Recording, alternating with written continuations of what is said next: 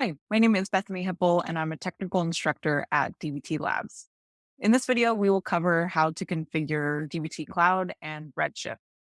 This video is for DBT Cloud administrators setting up DBT Cloud and Redshift for the first time. Let's go ahead and complete our project setup. Here, our project has already been named Analytics, but you can change that to be whatever you would like. Next, we'll choose a connection. Here, we will configure Redshift as our data platform. So let's go ahead and select that and click Next.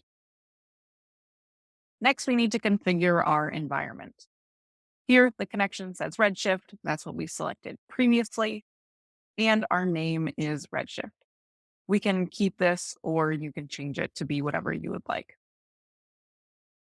In this video, we will cover how to connect Redshift using a username and password, but you can connect Redshift using SSH tunneling.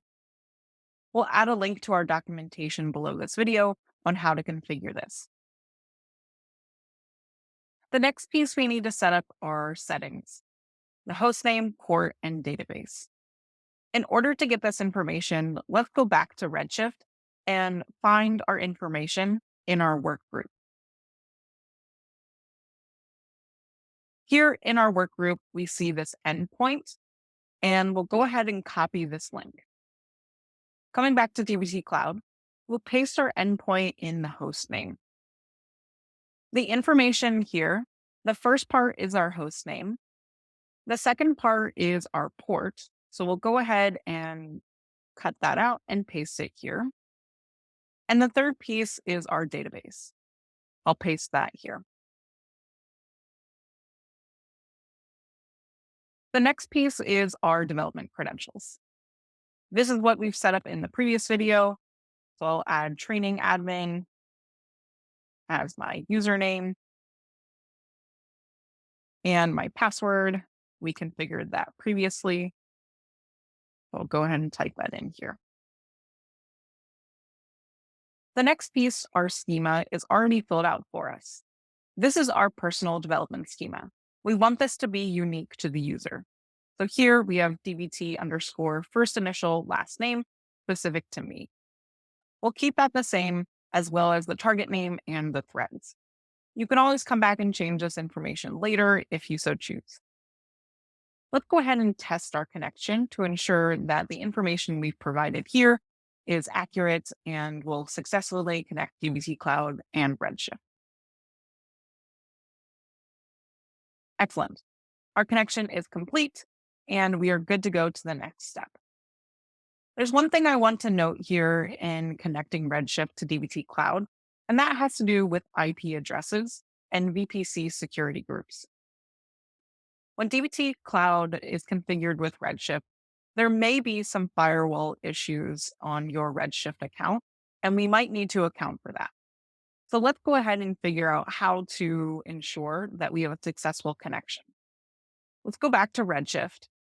And within our work group settings here, let's scroll down to the bottom. Under network and security, there are two settings that we need to change. Let's go ahead and click edit. The first setting that we need to ensure is we have this checkbox checked for publicly accessible. This will ensure that DBT Cloud can access our Redshift account. The next piece that we need to configure is a VPC security group. So let's go ahead and go to VPC in AWS.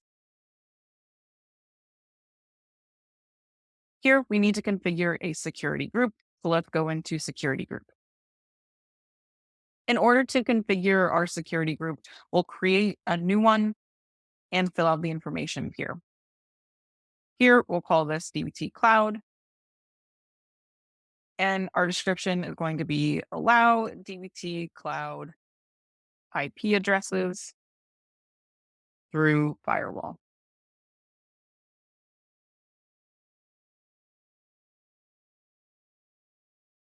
Great.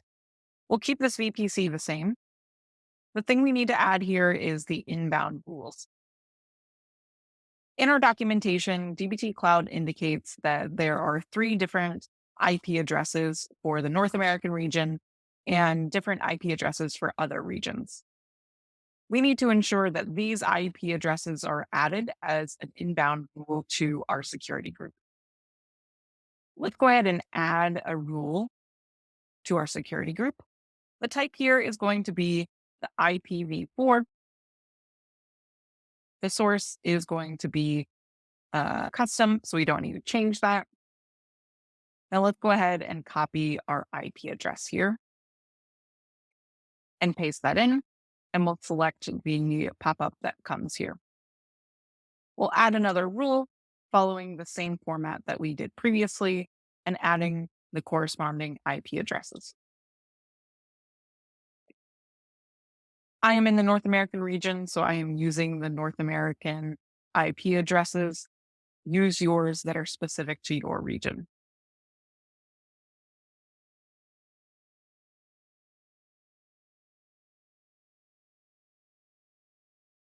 Excellent.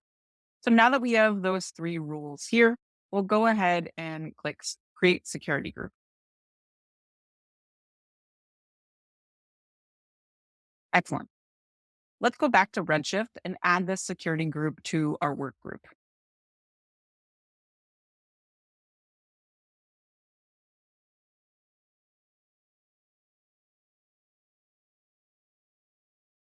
So we'll come back down here to Network and Security. We'll click Edit. And we'll come in here to VPC Security Groups, and we'll add the security group that we just configured. We'll go ahead and click Save Changes. And at the top, we'll see this spinning wheel indicating that AWS is updating our network and security settings. So once we have our VPC security group configured, our publicly accessible turned on, you should be able to successfully get a connection between dbt Cloud and Redshift. Let's go to the next step. We now need to configure our repository and set that up with dbt Cloud. Here, we're using GitHub in this video.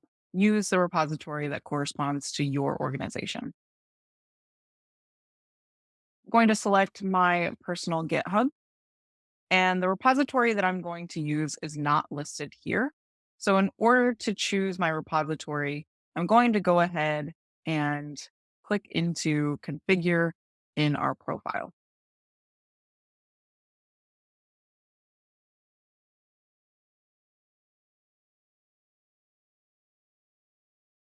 I need to select the repository that I want to use, as those are the settings that I've required here. So the repository I'm using is this one here. So I'm going to save that. And now let's go back to dbt Cloud. We'll go into our project, we'll click into Analytics and configure our repository. We'll again select GitHub, our GitHub account, and now we see the repository that we selected previously. So we'll go ahead and click on that. And now we've successfully connected both our repository and Redshift. Now that we have those two connected, let's go ahead and go into our Develop tab. This will take a moment to load initially, but once it loads, we'll go on to the next step. Here in the upper left-hand corner, we see this initialized dbt project. Let's go ahead and click that. What this is doing is creating the folder structure for my repository, and we'll go ahead and commit and sync our initial changes.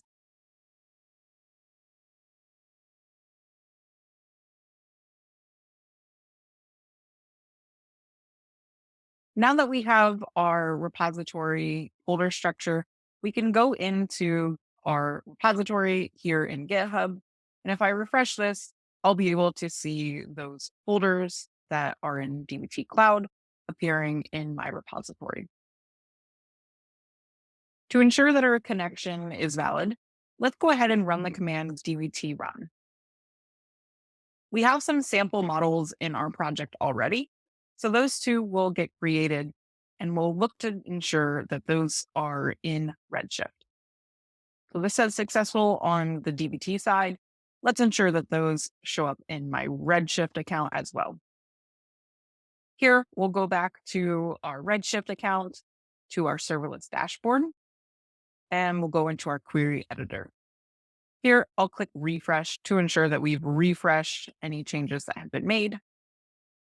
And if I go into dev and I click into my schema that we configured in our Redshift setup, I should see those two objects created.